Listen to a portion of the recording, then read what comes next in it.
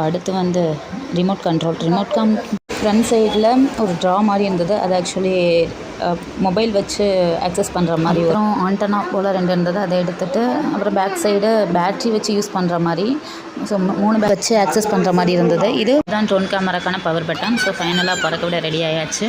எங்கள் பாப்பா எக்ஸைட்டட் ஆகிட்டா. ஹாய் மக்களே, இதுதான் நான் சொல்லணும் மாசுபடனா.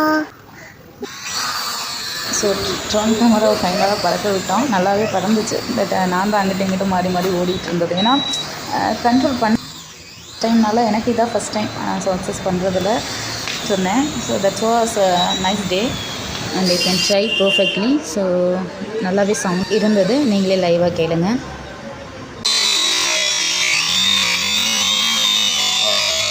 ஸோ குழந்தைங்கிட்ட வச்சு விளாட்றது கொஞ்சம் கஷ்டம் தான். ஸோ கேர்ஃபுல்லாக ஹேண்டில் பண்ணணும்.